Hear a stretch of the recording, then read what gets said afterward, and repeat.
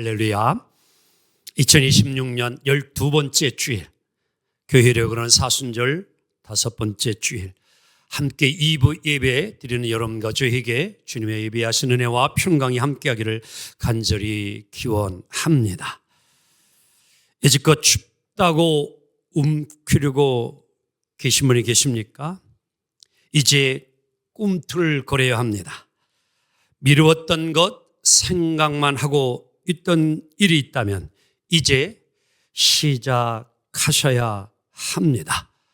힘있게 이 봄을 시작하시기를 주님의 이름으로 축원합니다. 구약 성경 룻기의 첫 구절은 이렇게 시작하고 있습니다. 사사들이 치리하던 때에 그 땅에 뭐가 드니라? 흉년이 드니라. 얼마나 기근과 가뭄이 심하였는지 성경에도 흉년이 들었다라고 기록을 하고 있습니다. 룻기는 엘리멜렉과 나오미 두 부부의 이야기로 시작이 되어집니다. 두 부부가 이제 자기가 살고 있던 베들레헴이 흉년이 들어 더 이상 살기가 어려워진 것입니다. 베들레헴이라고 하는 땅은 이런 풍요로움을 상징하는 의미가 담겨 있습니다. 곡창지대라고는 할 수 있을까요? 많은 사람이 살고 싶어 하는 곳, 떡집 또는 빵집이라 불리는 곳, 이곳이 베들레헴입니다. 그런데 이곳이 흉년이 들어 더 이상 살아가기가 어렵게 된 것이죠. 그래서 이 엘리멜렉과 나오미 두 부부도 고민을 하다가 이제 우리가 더 이상 여기서는 살 수 없으니 그래도 이것보다는 나은 모압이라고 하는 곳으로 우리가 이민을 가서라도 살아야 되지 않겠나. 그들은 결단을 내리고 이사를 합니다. 모압이라고 하는 것은 여러분 이제 사해 남동쪽에 있는 지리적으로는 베들레헴과 그렇게 먼 곳은 아닙니다. 하지만 하나님을 섬기는 유대인에게 있어서 이것은 결코 우호적인 곳이 아니고 하나님이 허락해 주신 축복의 땅은 결코 아닙니다. 이방인의 땅이 모압이었어요. 그럼에도 불구하고 엘리멜렉과 나오미 두 부부는 흉년을 피해 모압으로 이사를 가게 된 것이죠. 자, 한번 여러분에게 묻고 싶습니다. 여러분들이 만약에 이사를 가야 하고 이민을 가야 한다면 여러분들은 어떠한 곳으로 가기를 원합니까? 집값이 오를 것 같은 곳으로 가십니까? 학군이 좋아서 그것으로 가려 하십니까? 아니면 살기가 참 좋은 환경이라고 해서 그곳으로 이사를 가시렵니까? 아니면 풍요로고 넉넉한 곳이라고 해서 그곳으로 이사를 가고 싶어 하는 것입니까? 만약에 여러분들이 이런 이유로만 이사를 해야 한다면 우리 신앙인으로서는 다시 한번 생각해 볼 것이 하나 있습니다. 그것은 다름 아닌 우리가 믿는 이라고 하면 이사 갈 곳을 정할 때에는 먼저 그곳에서 신앙생활을 잘 할 수 있는 곳인지 또 교회에 잘 갈 수 있는지 신앙적으로는 문제가 되지는 않는지를 한번 확인하고 이사와 이민을 갈 수 있는 우리 믿음의 사람들이 되기를 간절히 목사로서 소망합니다. 오늘 엘리멜렉과 나오미는 살기 위하여 이민을 모압으로 갔습니다. 그런데 이들에게는 그들이 생각하고 기대한 것처럼 좋은 일들이 이루어지지 아니했습니다. 이사를 가서 이제 살기를 시작하고 두 며느리를 맞이하게 되어집니다. 그런데 이 가정에 정말 뜻하지 아니한 불행한 일이 일어나고 말았습니다. 그것은 나오미의 남편 엘리멜렉이 죽고 또한 두 아들 말론과 기론도 또 죽고 말았어요. 참 일어나서는 아니 될 이러한 정말 너무 힘들고 어려운 일이 그의 가정에 일어나고 말았습니다. 당시 여러분들 이스라엘 지역에서 남편을 잃어버리고 홀로 된 여인들, 그리고 고아, 나그네 세 부류의 사람은 항상 사회적으로나 경제적으로 고립된 계층이라 꼭 돌봄을 받아야 될 사람들입니다. 그래서 레위기 22장 13절을 비롯하여 성경의 구구절절은 이렇게 이야기해 주고 있습니다. 홀로 된 여인은 반드시 뭐 해줘라? 보호하고 돌보아 주어라. 얼마나 힘들거리었으면 성경이 말하기를 여러분 과부는요 반드시 사회적으로 그들을 돌봐야 될 책임이 있다라고 성경은 이야기해 주고 있는 거예요. 오늘 남편을 잃어버린 시어머니 나오미, 그리고 두 며느리 룻과 오르마, 이들은 누군가의 도움 없이는 살 수 없는 어려움에 처하고 말았습니다. 남편이 없는 새 여자가 되었습니다. 어찌 보면 흉년보다도 더 어려운 일을 이 여인들은 맞이하게 된 것이죠. 여러분과 저도 살다 보게 되어지면 흉년 같은 위기를 만날 적이 있습니다. 그때 여러분들은 이 위기를 어떻게 생각하십니까? 사랑하는 성도 여러분, 위기는 언제나 또한 새로운 변화를 가져다 줄 수도 있다라는 믿음을 가지고 위기를 잘 대처하며 나아갈 수 있는 우리의 신앙의 자세가 항상 흔들리지 않기를 간절히 부탁합니다. 걸림돌이 되었던 위기의 순간을 지혜롭게 잘 여러분이 헤쳐나가면 그 위기가 오히려 내 삶의 발전과 여러분들 성숙을 이루어갈 수 있는 성장의 디딤돌이 또한 될 줄로 믿습니다. 위기는 걸림돌이 아니에요. 오히려 디딤돌이 될 수 있는 귀한 축복의 기회가 될 수 있다라고 하는 것이죠. 신앙생활하는 여러분과 저도 얼마든지 내 삶의 기반을 흔드는 어려운 일을 만날 적이 있어요. 그럴 때 여러분들은 이 어려움을 어떻게 여러분들은 대하고 살아갑니까? 에이, 세상 참 살기 힘드네. 왜 하필이면 내 가정에, 왜 하필이면 내 가문에 이러한 불행이 생겼어? 불평하고 원망하고 투정 부리며 여러분들은 그 부분을 해결하려고 합니까? 여러분, 불평한다고 해결됩니까? 투정 부린다고 해결됩니까? 원망한다고 해결됩니까? 우리는 어려운 문제가 생기고 위기가 닥치면 반드시 방법을 찾아야 합니다.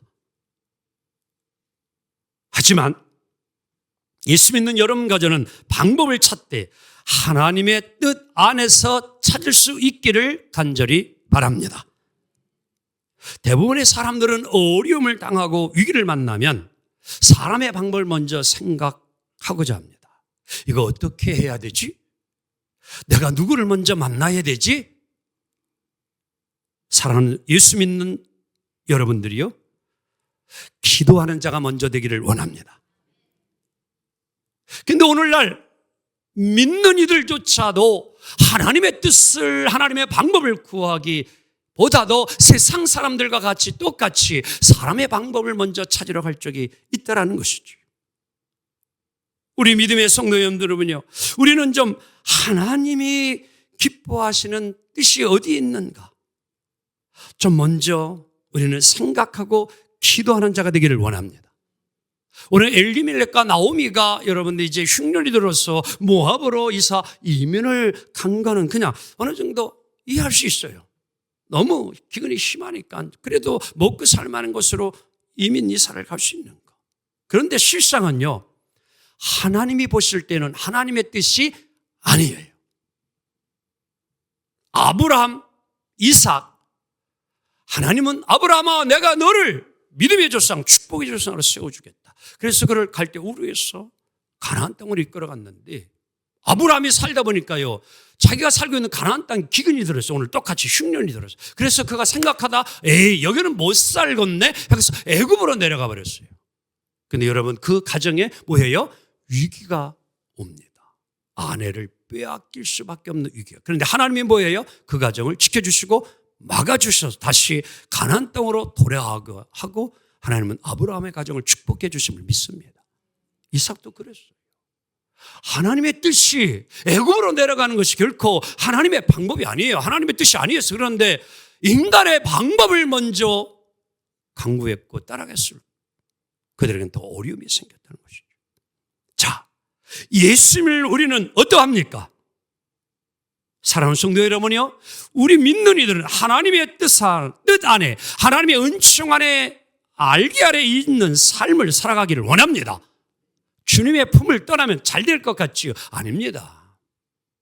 예수님 말씀하셨죠. 나는 포도나무고 너희는 가지니 너희는 절대 나로부터 떨어져서는 아니 되느니라. 아무리 힘들고 어려워도 뭐예요? 내게 붙어 있으라. 그러면 너희가 열매를 많이 맺으리라. 여러분, 삶의 위기에는 하나님의 뜻이 숨어 있어요. 한번 따라할까요? 하나님의 뜻이 숨어 있다. 자, 그러면 이 숨어 있는 하나님의 뜻을 여러분 어떻게 하면 찾을까요? 기도하면 됩니다. 말씀을 읽고 듣고 묵상하면 하나님의 뜻을 깨닫게 됩니다. 그게 필요해요. 하나님은요, 우리를 그저 위기에 두고서 우리로 절망과 멸망 속에 빠져가기를 원하시는 하나님이 절대 아니에요. 하나님이 우리에게 위기를 준 것은요, 더 좋은 기회를 주고자, 더 좋은 일을 이루고자 하나님 그 위기도 우리에게 주시는 거예요. 우리는 오히려 위기를, 어려움을 만났을 때는 두려워하지 말고요, 새로운 변화의 기회로 만들어갈 수 있기를 주님의 이름으로 축원합니다. 제가 태어난 곳은요, 지금 화성시청이 자리 잡고 있는 가까운 곳 경기 화성 남양이에요. 저는 이곳에서 고등학교 때까지 살았어요. 그리고 이제 고향을 떠나서 살아온 게 벌써 타향살이가 45년이 됐습니다. 오히려 고향살이보다 타향살이가 더 배나 많은 그런 인생의 여정을 지금까지 살아왔습니다. 목사이기에 고향을 찾는 게 그렇게 자주 쉽게 가지 못해요. 명절에 정말 때로는 한두 번 정도, 특별한 일이 없는 한 자주 가지 못합니다. 근데 때로는 이제 명절에 어느 날 이렇게 갔을 때 아버님이 계시지 않으면 앞에 경로당을 가요. 앞에 코앞에 경로당이 있기 때문에. 왜냐하면 집에 안 계시면 거기 계시기 때문에. 그리고 그곳에 가게 되어지면 동네 또 어른들을 만나게 되어져요. 그러면요, 그분들은요, 아유, 우리 무동 목사님 오셨네 하고 기쁘게 환영해 주고요, 맞이해 주고 좋아해 줍니다. 그게 고향인 것 같아요. 근데 여러분, 반대로 생각해 봅시다. 제 고향에 이사를 와가지고 30년, 50년 된 사람이 있어요. 근데 이 사람은 아무리 저보다도 더 오랫동안 제 고향에 살았을지라도 그 사람은 그것이 고향이 아니고 타향이에요. 아이러니죠? 고향이 그런 거예요. 요즘도 그렇지만 예전에는요, 고향이 아닌 객지에 사는 것은요, 쉬워요, 어려워요? 왜 어려워요? 그거 참 이상하게, 자기가 태어난 고향에 사는 사람은요, 외지 사람이 오면은 뭐 부려? 텃세를 부려, 텃세를. 야, 여러분, 이게 텃세를 부리는 곳에 이사가서 사는 건요, 타지 사람이 참 쉽지가 않아요. 오늘도 여기 우리 성도님들 보면은요, 타지 사람이 많을 것 같아요? 원주민이 많을 것 같아요? 저는 어떤 때 깜짝 놀랐어요. 대화를 나누다 보니까 우리 탕정에 원래 태어나서 사는 사람들을 뭐라고 부르냐면 원주민이래. 아니 무슨 뭐 인디안도 아니고, 그렇잖아요. 원주민이라는 건 좀 뭐 인디안 같은 사람을 부를 때 원주민이라는 거지, 뭐 그냥 여기 탕정에 태어난 용들이 무슨 사람들, 갈산의 사람들은 그냥 원주민이랴. 근데 뭐 어쩔 수 없어요. 원주민이에요. 부인할 길이 없잖아요.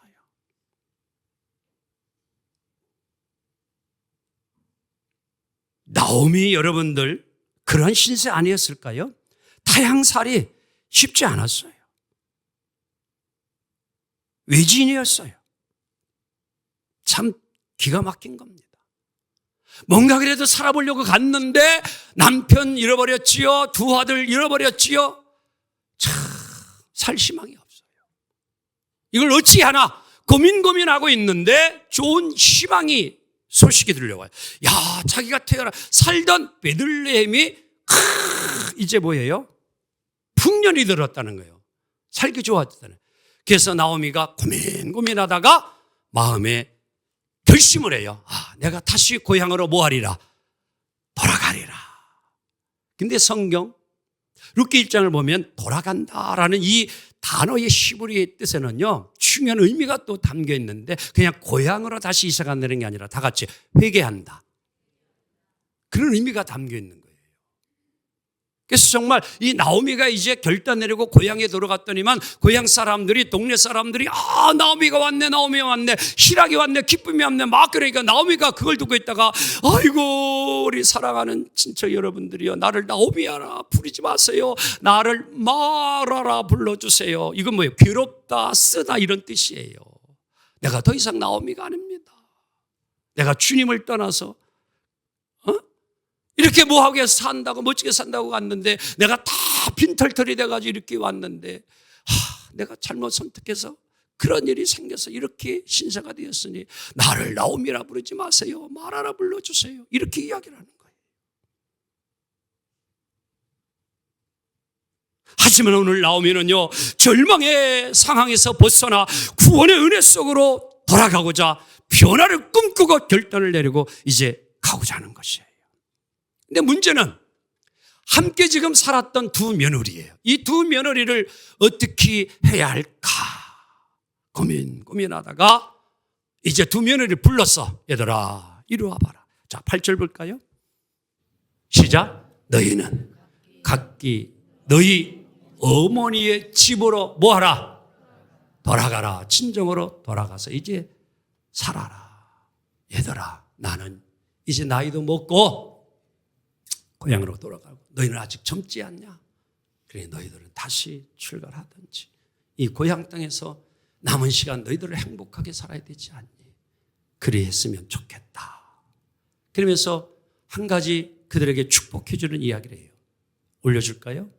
여호와께서 너희를 뭐 해주기를 원하노라? 선대하시기를 원한다. 한번 옆 사람에게 하나님이 너희들 축복해 주리라. 이게 며느리 두 며느리에게 그 얘기를 해주는 거예요. 그러니까 너희들 이제 가서 잘 살기 바란다. 그러니까 이제 둘째 며느리 오르바는 그러면서 입 맞추고 시어머니에게 자기 갈 길로 떠나버리고 말았어요. 그런데 큰 며느리 룻은요, 동서와 같이 행하지 아니하고 시어머니와 함께 가겠다고 마음을 정하고 결단을 내리고 고백을 하는 거예요. 룻기 1장 14절 볼까요? 시작. 오르바는 그의 시어머니에게 입맞추되 룻은 그를 뭐 했더라? 붙쫓았더라. 그럼 오늘 이 룻은 뭔 정보를 가지고 있을까요? 야, 우리 시어머니 이제 고향으로 가면은 땅이 10,000평이래요. 물려받을 유산이 많다. 그걸 알고서 나는 어머니를 끝까지 따르겠다. 이런 생각이 있었기 때문에 그렇게 하고 있나요? 아니에요. 빈털터리예요. 아무것도 없어요. 따라가봤자 어머니 모셔야 되는 고생 바가지 해야 되는 거예요. 그런데 그는 쫓겠다고 결단을 내요. 그러면서 1장 16절 계속 이렇게 어머니에게 자신의 마음을 이야기해. 시작. 어머니의 백성이 나의 백성이 되고 어머니의 하나님이 나의 하나님 되시리니. 오늘로 쓴 시어머니 나오미가 믿는 하나님을 나도 믿고 따라가겠다는 고백을 하고 있어요.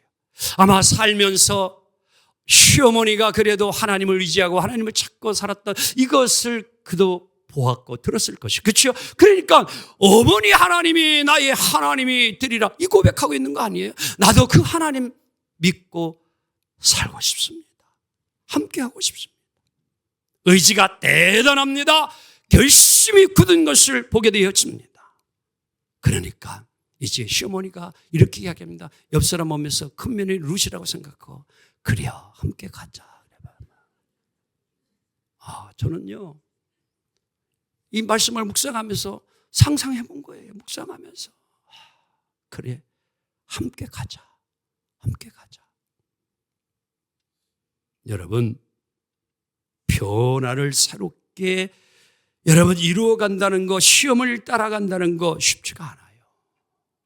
하지만 믿고 따라가니 하나님은요 그들의 길을 축복해 주시려고 다 준비해 놨어요. 유력한 보아스를 만나게 하시고 여러분 예수 그리스도의 족보에 들어가게 되어지는 룻이라는 여인이 된 줄 믿습니다. 하나님은요 축복의 길을 열어놓으셨어요. 변화라고 하는 것이 중요한 것을 우리는 다 알아요. 맞아, 변화해야 돼. 변화가 없으면 발전이 없어. 변화만이 살 길이야. 많은 사람들이 이렇게 생각도 하고 말을 해요. 그런데 그렇게 우리 한번 합시다 라면요 꼬리를 내릴 적이 많아요. 교회는 좀 어떤 것 같아요? 대부분의 사람들은요 변화보다는 안전을 더 좋아합니다. 설교 목사들도요 뭔가 새롭게 변화를 주는 게 그렇게 쉽진 않아요.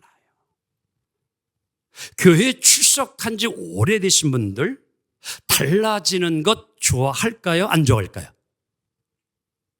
대답을 안 하시네. 특히 죄송합니다. 오해하지 마세요. 나이 드신 연세가 많으신 분들 뭔가 변화를 주려고 하면은 그거에 대해서 좋아하실까요? 별로 안 좋아할까요?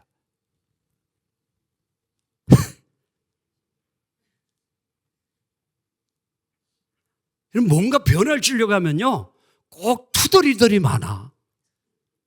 왜 꼭 그렇게 해야 돼? 그냥 예전대로 하지. 꼭 그 변화를 주면 별 새로운 게 있으려나?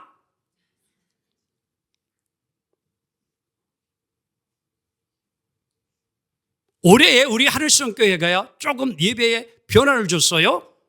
수요 저녁 예배를 드리던 거를 오랫동안 76년 동안 지켜오던 걸 올해는 수요 오전 예배로 바꿨어요. 그리고 금요 기도회를 목요 예배 및 밤 기도회로 바꾸었어요. 근데 이거 바꾸기 전에요 기획위원을 제가 했어요. 그래가지고 이 목사가 좀 이런 변화를 주고 싶습니다. 장로님들 10분은 어떻게 생각합니까? 그러니까 거기서도 의견이 나눠지더라고. 그대로 갑시다 하는 분도 있고 한번 변화도 주는 거 괜찮을 것 같은데요 하시는 분들도 계시더라고요. 그래가지고 제가 밀어붙이시오. 그럼 갑니다. 변화를 줍니다. 그리고 당회에서 이야기하고 오늘까지 그렇게 이제 변화 가운데에 예배를 드리는데 오히려 수요 예배의 인원의 숫자는 25% 30%가 더 늘어서 더 많은 분들이 수요 예배를 드리고 목요 예배 기도에도 잘 내려가 있습니다. 교회 학교도요 올해에 새롭게 조금 변화를 줬어요. 부서를 새롭게 조직을 하고 그리고 장소도.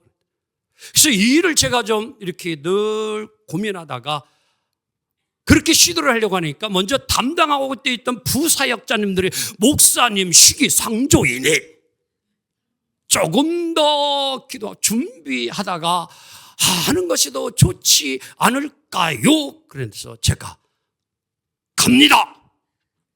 밀어붙였어요. 그리고 나서 이제 변화를 주고 또 부서도 부사역자들도 바꿔버렸어요. 그동안 사역했던 부서를.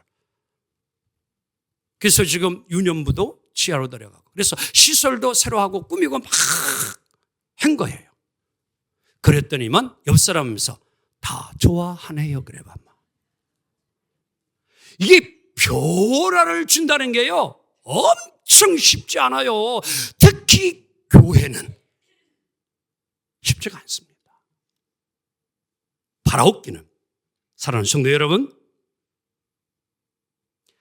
악한 것이 아니라면, 나쁜 것이 아니라면 변화를 주는 것에 대해서 여러분들 반대하지 아니하는 자가 되기를 원합니다. 그렇잖아요.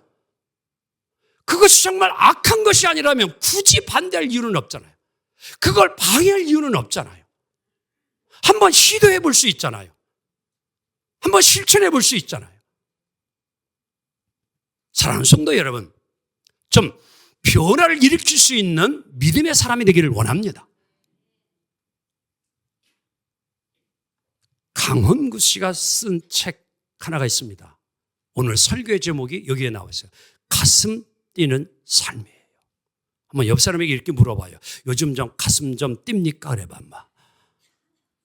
여러분 어때요? 요즘 여러분들 좀 살면서 막 설레는 일이 있어요?